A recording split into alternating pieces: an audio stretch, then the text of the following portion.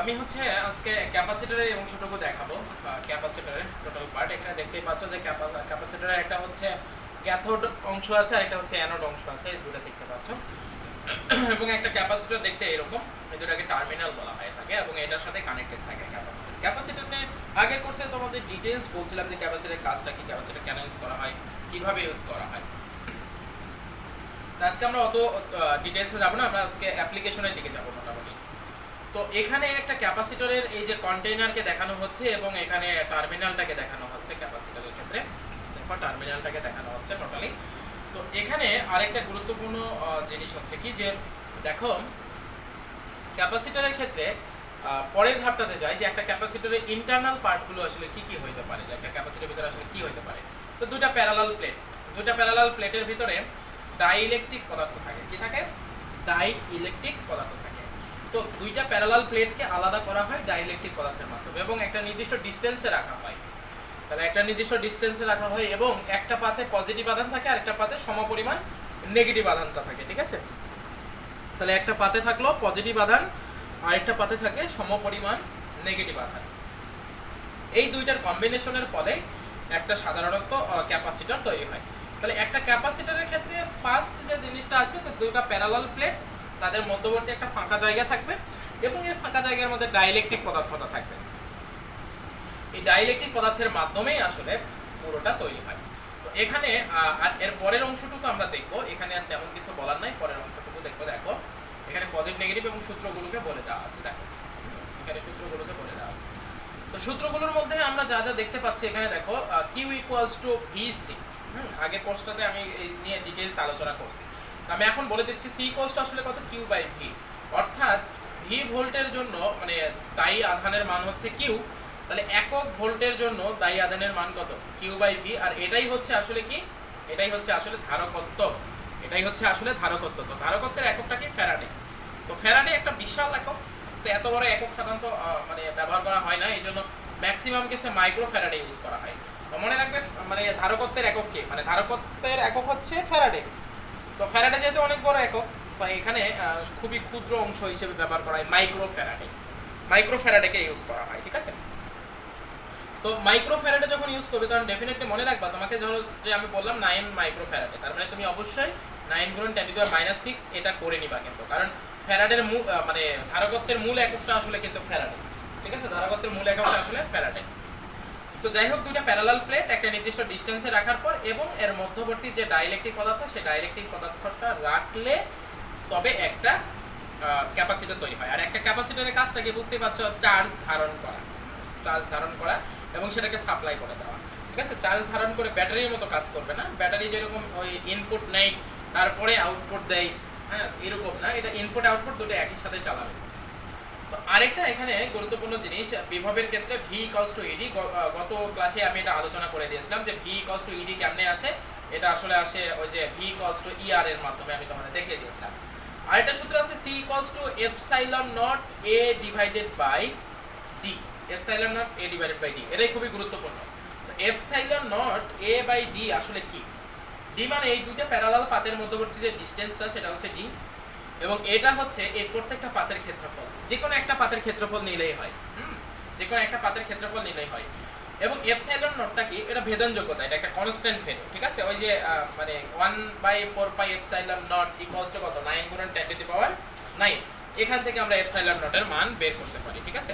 এখান থেকে আমরা এপসাইলন নটের মান বের করে নিতে পারি। তো এপসাইলন নট হচ্ছে একটা কনস্ট্যান্ট ভ্যালু। এই সূত্রটা আমরা কখন ইউজ করব, যখন এরকম দুটো প্যারালাল পাত দেওয়া থাকবে এবং তার মধ্যবর্তী ডিসটেন্স বলে দেওয়া থাকবে। এবং মাথায় রাখবে এই সূত্রটা তখনই আমরা ইউজ করব যখন এখানে ডাইইলেকট্রিক পদার্থটা শূন্য মাধ্যমকে বোঝানো হবে। শূন্য মাধ্যমে ডাইইলেকট্রিক পদার্থের ক্ষেত্রে কে এর মানটা 1 বা ডাইইলেকট্রিক ধ্রুবক, এটাকে বলা হয় ডাইইলেকট্রিক ধ্রুবক। তো শূন্য মাধ্যমের জন্য ডাইইলেকট্রিক ধ্রুবকের মানটা হচ্ছে 1। ঠিক আছে? শূন্য মাধ্যমের জন্য ডাইইলেকট্রিক ধ্রুবকের মানটা হচ্ছে 1, তাই আমরা এখানে ইউজ করব 1। তো এখানে 1 ইউজ করাই আমাদের কেটাকে এখানে বোঝানো হচ্ছে না, বাট সামগ্রিক সূত্রটাতে একটু যদি ভালো করে লক্ষ্য করে দেখো, C equals to A F K epsilon nought divided by D.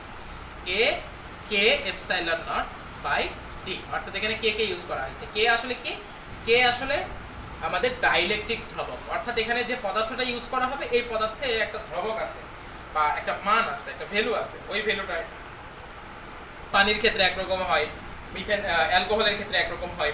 এই জিনিসগুলোর একটা ভ্যালু আছে, আবার কিছু শুকনা পদার্থ আছে সেগুলোর একরকম হয়। তো যে মানটা দেওয়া থাকবে এই মানটা কিন্তু অবশ্যই দিয়ে দেওয়া থাকবে। হ্যাঁ, এই ডাইইলেকট্রিক ম্যাটেরিয়ালের যে মানটা বা যে কনস্ট্যান্ট ভ্যালুটা এটা কিন্তু দিয়ে দেওয়া থাকবে, এটা প্রত্যেকটা বস্তুর জন্য ফিক্সড, এটা তোমাকে বলে দেওয়া থাকবে। তখন তোমাকে এখান থেকে ধারকত্ব নির্ণয় করতে পারবে। আশা করি তুমি এখন পারবে। যে সূত্র কি কি ইউজ করব, C = Q/V। এটা কখন ইউজ করব, যখন আমার আধান এবং ভোল্টেজ দেওয়া থাকবে। আর C = ε0 A/D এটা কখন ইউজ করব, যখন আমার প্যারালাল দুইটা পাথ থাকবে, এই প্যারালাল দুইটা পাথের মধ্যবর্তী একটা ডিসটেন্স থাকবে, তখন আমরা এটাকে ইউজ করব। ঠিক আছে, এবং এটা সবচেয়ে বেশি একাডেমিকে কোশ্চেন আসে এই জায়গাটা থেকে, অতএব এটা মাথায় রাখবা।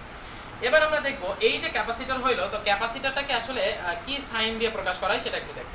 ক্যাপাসিটরটাকে সাধারণত দুইটা সাইন দিয়ে প্রকাশ করা হয়। এই যে চিত্রে দেখতে পাচ্ছ, আমি যদি একটু ভালো করে দেখাই, এই যে দেখো এখানে দুইটা সাইনে প্রকাশ করা হয়, একটা হচ্ছে এইটা আর একটা হচ্ছে এইটা। তাহলে এই দুইটা সাইনে প্রকাশ করা হয়। সাধারণত আমাদের বইগুলোতে এইটাকে বেশি ব্যবহার করা হয়, অর্থাৎ দুইটা একদম পরস্পর সমান এবং সমান্তরাল। ছোট বড় না, ছোট বড় হলে ব্যাটারি হয়ে যাবে। দুইটা সমান যে লম্ব অংশ আছে এগুলো, অর্থাৎ প্যারালাল প্লেট বোঝানো হয় এগুলো দ্বারা। ঠিক আছে, তো এই প্যারালাল প্লেটের মাধ্যমে আসলে ধারকের সাইনটা ব্যবহার করা হয়। ধারকের যে কম্বিনেশনটা আছে সেটাও কিন্তু ওই সিরিজ এবং হচ্ছে একটা প্যারালাল কম্বিনেশনের মতো। দেখো এটা জাস্ট একটু উল্টাটা, রোধের ক্ষেত্রে যা দেখেছো তার এটা উল্টাটা হবে। তো রোধের ক্ষেত্রে আমাদের ছিলটা কি, রোধের ক্ষেত্রে ছিল হচ্ছে যে যদি প্যারালাল কানেকশন থাকে তাহলে আমরা বলবো 1/Rp = কত 1/R1 প্লাস হচ্ছে কত 1/R2 প্লাস হচ্ছে কত 1/R3, এরকম ছিল। মানে এটা ডট ডট এটা চলতে থাকে। কিন্তু এখানকার ক্ষেত্রে প্যারালালটা উল্টা, প্যারালালটা সিরিজের মতো, রোধের সিরিজের যে সূত্রটা ওটা প্যারালালের সূত্র। এখন এই ক্যাপাসিটরের ক্ষেত্রে তো অনেকগুলো ক্যাপাসিটর ধরো এই প্যারালাল কানেকশনে আছে, তার মানে এই ক্ষেত্রে সূত্রটা হবে রোধের যে সিরিজের সূত্র R1 plus R2 plus R3 ঠিক ওই রকম হবে।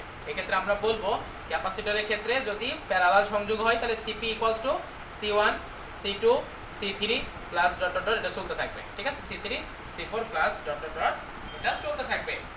ক্লিয়ার? আশা করি পারবা। তাহলে আমরা এই অংশটুকুতে লক্ষ্য করব, দেখো এই যে সিরিজ কানেকশনে, মানে সিরিজে যদি থাকে তাহলে কি হবে, সিরিজে যদি থাকে তাহলে রোধের ক্ষেত্রে যে প্যারালাল কন্ডিশন ছিল, যে প্যারালালের ক্ষেত্রে কি ছিল, রোধের ক্ষেত্রে প্যারালাল যদি হয় তাহলে ছিল এরকম যে 1/Rp = সামথিং 1/R1 প্লাস এরকম। তো সেক্ষেত্রে ক্যাপাসিটরের ক্ষেত্রে ওইরকম হবে যে 1/Cp = 1/, প্যারালালের ক্ষেত্রে তো এরকম হবে না, প্যারালালের ক্ষেত্রে হবে এরকম যে Cp = C1, হ্যাঁ C1 প্লাস হচ্ছে কত C2 প্লাস হচ্ছে কত C3। আর সিরিজের ক্ষেত্রে যেটা হবে, সিরিজের কম্বিনেশনের ক্ষেত্রে 1/Cs = কত 1/C1 plus 1/C2 plus 1/C3।